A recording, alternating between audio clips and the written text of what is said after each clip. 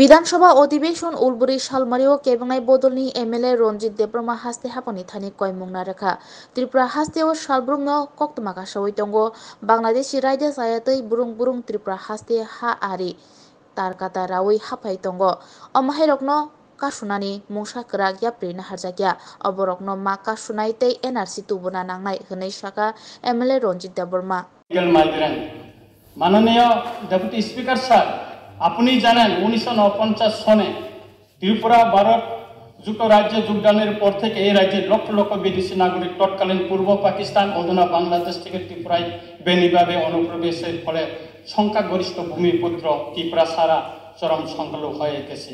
কিন্তু আজও এই বেআইনি অনুপ্রবেশ বন্ধ হচ্ছে না রাজ্য প্রশাসনের দুর্বলতার কারণে অথবা রাজনৈতিক স্বার্থের কারণে। প্রায় প্রতিদিন স্থানীয় দৈনিক পত্রপত্রিকা খুলে দেখা যায় বেআইনি অনুপ্রবেশকারী গ্রেপ্তার হওয়ার খবর। যারা গ্রেপ্তার হয়েছে তাদের খবরে শুধু বাহির হচ্ছে, কিন্তু এর বাহিরে প্রতিদিন আর কত বিদেশি নাগরিক বেআইনিভাবে অনুপ্রবেশ করছে তার কোনো খবর আমাদের জানা নেই। এই গুরুত্বপূর্ণ বিষয়টিও মাননীয় রাজ্যপালের ভাষণে কোথাও উল্লেখ নেই। মাননীয় ডেপুটি স্পিকার স্যার, অপরদিকে সীমান্তে কাঁটাতারে বেড়া দেওয়ার কাজ এখনো সম্পূর্ণ হয়নি। মোবাইল টাস্ক ফোর্স এমটিএফ থাকার পরেও সীমান্তবর্তী এলাকায় রাস্তার চেকপোস্ট বসিয়ে অনুপ্রবেশকারীদের চেক করার কোনো ব্যবস্থা নেওয়া হচ্ছে না।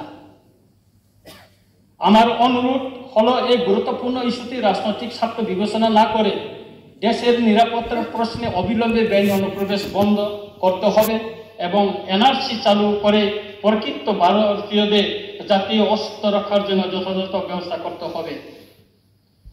সর্বশেষ পত্রিকা আমার কাছে 50টার মতন আমি নিয়ে আছি, এই ট্যাবলেটে আছে, এটা বিধানসভা থেকে দেওয়া হয়েছে। এখানে 50টার উপর আমি পেপার কাটিং করে রেখেছি।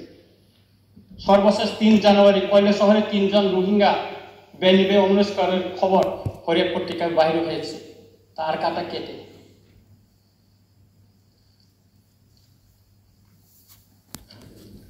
মাননীয় ডেপুটি স্পিকার স্যার, শিক্ষা হচ্ছে জীবনের আলো।